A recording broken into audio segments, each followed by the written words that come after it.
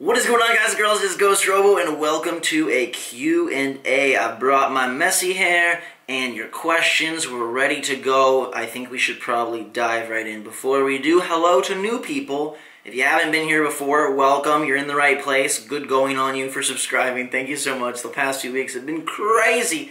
We're on our way to our best month of all time, so freaking 2 cheers for that. We'll save the third one when we hit 1 million. But I've got 10 questions from 10 awesome fans. Took these on Twitter. Let's dive in. The first one, starting off with a bang. This one comes from A. Sharpie, and she asks, why do you choose girl characters over boy characters in games? I get asked this question very often, and the answer is I don't have a sister, so I'm trying to fill the heart-shaped void in the family tree by playing as female characters in video games. Now, the real answer, the short answer is like, I think they look cooler, and the longer answer is that I am someone who really likes color and aesthetics, and I think in games, usually, with character creation, dudes look dumb. Like, you either have the big hulking dude, or you have the androgynous skinny dude, but they usually have boring armor, their color scheme is usually blah, and their hairstyles are lame. Girls have way more options. It's the same as when you go into a store. Like, I get kind of jealous when you see how many shirt choices, how many styles, how many options girls have for dressing themselves in comparison to dudes. And maybe that sounds weird to many of you, but that's what I think. And in games, you get all these sweet armors. They usually have many more forms that you can pick from in terms of like, oh, you want really long hair, you want crazy sticking up hair, you want short hair, you want them to have like really tight armor, really loose armor. Dudes is just like, bro, like we can Hulk out or we can be really skinny. And more often than not, they look dumb, like bald head, buzz cut, or some slick back stupidness. And no, it's not the typical argument that, hey, if you're going to be looking at someone's butt for 30 hours, it might as well be a pretty one.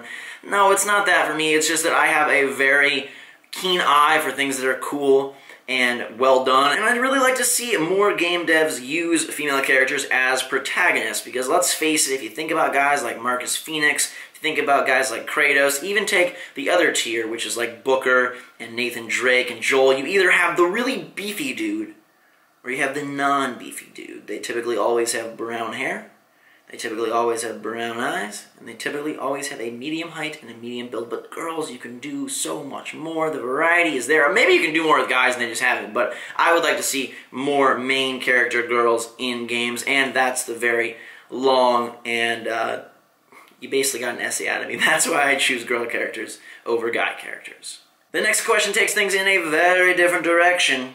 Coming from Mega Knuckles 360, he wants to know, Ghost, are you ticklish on your feet? And I found this question to be very, very odd. I always get some question about my feet when I do one of these Q&A things. I'm not sure quite why, but yeah, I'm super ticklish all over. Not normally.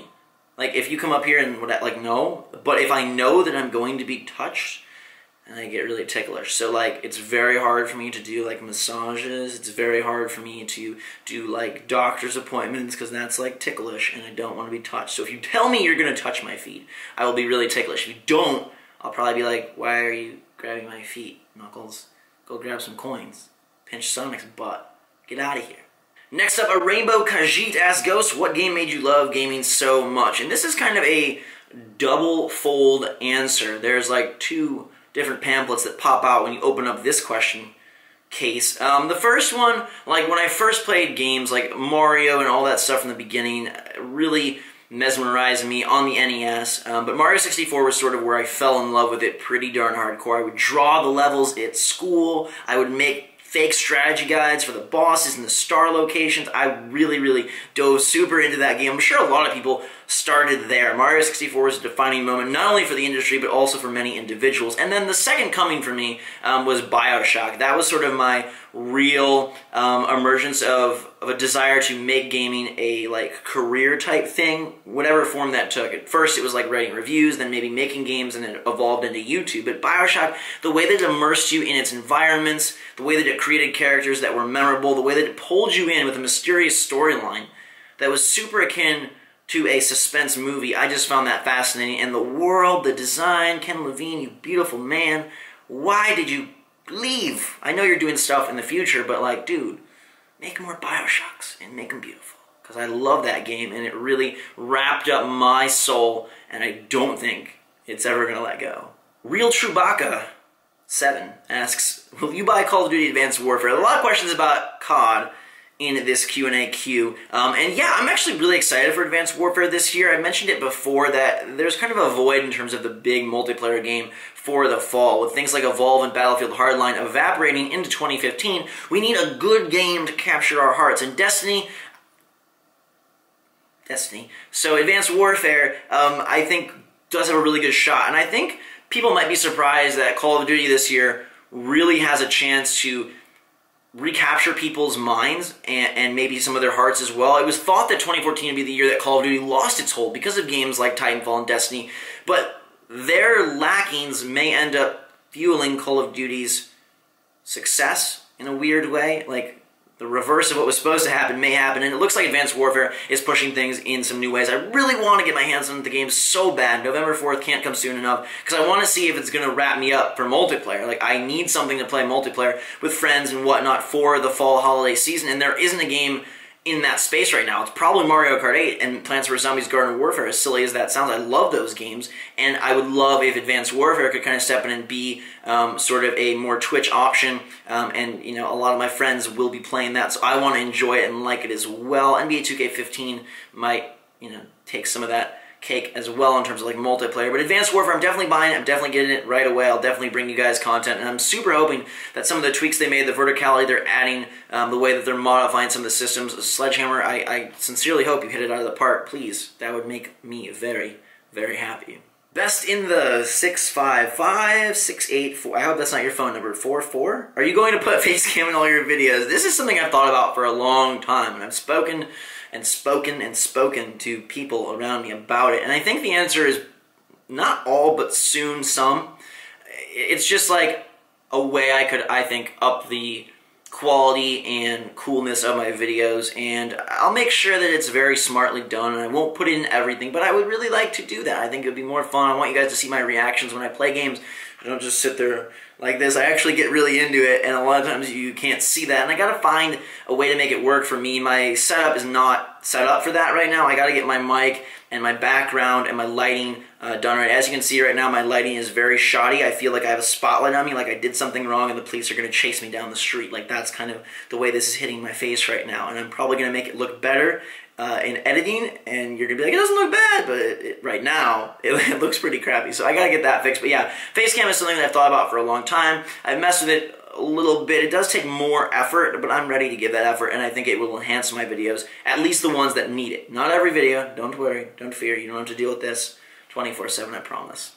Moving down the list, Rayman17578 says, what's your game of the year so far? This is a sad question because 2014 was expected to be a very up-and-coming year, especially with the new consoles entering sort of their full first 12 months, but it kind of has fallen flat as developers and publishers delay most of the games into 2015. We've got things like Evolve and The Witcher 3 and you know, Dying Light and The Order and a plethora of others piling in, Batman Arkham Knight, piling into next year, and you know, maybe some of those will pile into the next year or the next fall, or I don't know, but 2014 so far has been kind of a slightly down year, I think. That being said, there's some real standout titles, and if I had to give you my game of the year currently, it really comes down...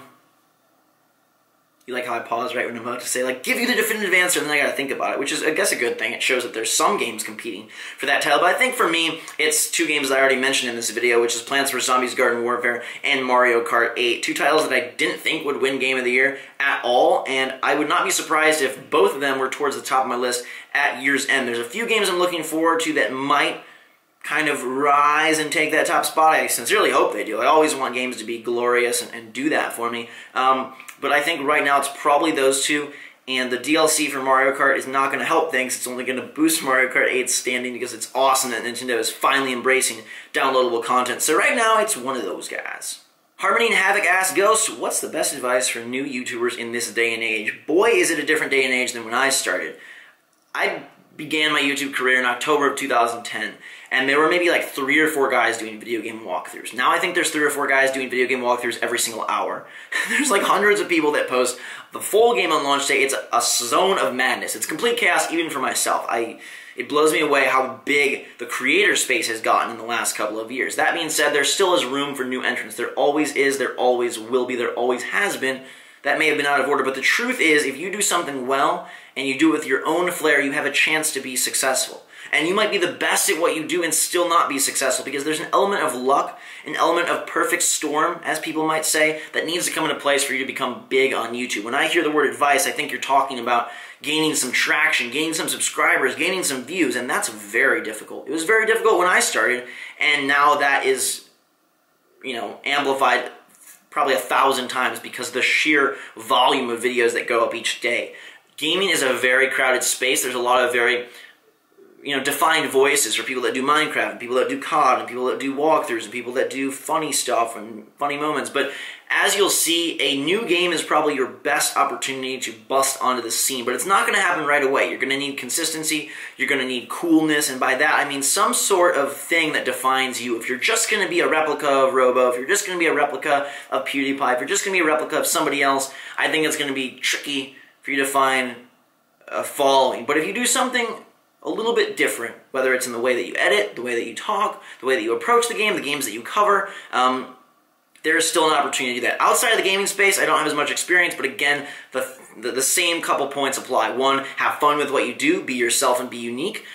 Be consistent, always be consistent in terms of your uploads and your quality. If you upload a great video and then forget about it for 3 weeks, people are going to forget about you. Remember, people's minds are very, very fickle, and they will not give you the benefit of the doubt unless you really earn it from them. So have fun with it, do what you love, don't try to fake your way into it. I mean, some people have definitely faked their way into it and been hugely successful about it, but I don't recommend that. I don't think that's probably very fulfilling. Be yourself, do what you want, bring a little bit of your own magic into it, and see where it goes. Don't hope for success on day 1, week 1, month 1, or maybe even year 1. Even back in the day, it took me 6 to 7 months to gain any sort of substantial foothold, so patience is the freaking virtue that you need to hold with a capital V straight to your chest if you want to do YouTube. Super Chris Boy 24 says, Ghost, do you have any weird, goofy nicknames that only your family calls you? Not really. Some people call me Zachariah. Me and my brother call each other random things. We really like Steve Brule. Most of you probably have no idea who that is, but we fall into those vocal patterns quite frequently. I don't really have like a nickname. Nobody like calls me Ghost in real life or anything like that. And no one calls me like, I don't know. What's a goofy, weird nickname? I can't even think of any. I don't know anyone in my... I'll give you one, which is that Jake, my middle brother, started calling my youngest brother Bean for the longest time. King Bean, Bean, whatever. And now he's embraced that fully. I don't know why. I don't know where it originated, where it came from. I don't think it really even had a true history, but that is a weird, goofy nickname that my family uses. It's not for me, but I've never really had a nickname. So, there you go. Wrapping up the day, Brett Flash says, why GhostRobo? And there's no question mark after this, so I got really sad. Like, why GhostRobo? Why are you doing this? Why are you making this video? Why are you talking to us? Why are you wearing that hat? Why do you like the Detroit Lions? Why didn't you gel your hair? Why are you getting closer to the camera? Why didn't you answer my question? Why did you answer his question? Why did you answer her question? Why? Why? Why? But seriously, why GhostRobo? I thought it sounded super sweet. I love the way the two words played off each other in kind of a paradoxical but also complimentary way, and nothing on the internet was called GhostRobo at the time. I searched that and there was poof, nothing, and that's what I wanted. I wanted something that was original, that was unique, that I liked, that I loved, and that I felt comfortable saying over and over again in my head, and knowing that that would be what I would be called and referred to. I liked the way that it just rolled off the tongue and rolled into my ears and was just yummy. So GhostRobo it was. There was a couple other options from the beginning. I actually posted on Instagram at one point, if you guys want to go look at that. Some different funny things that were options, and thank God it was GhostRobo because it was by far the best choice. So that is going to do it for today. GhostRobo will go on with more videos and more Q&As sometime down the line. These are always fun to do, and I appreciate you guys asking away. Thanks for participating. Thanks for being awesome. And like I mentioned at the top of the video, thanks for supporting me to my best month of all time. Until next time, guys and girls, I love you all. Drink so much, all. Have a fantastic day. And we will see you all later.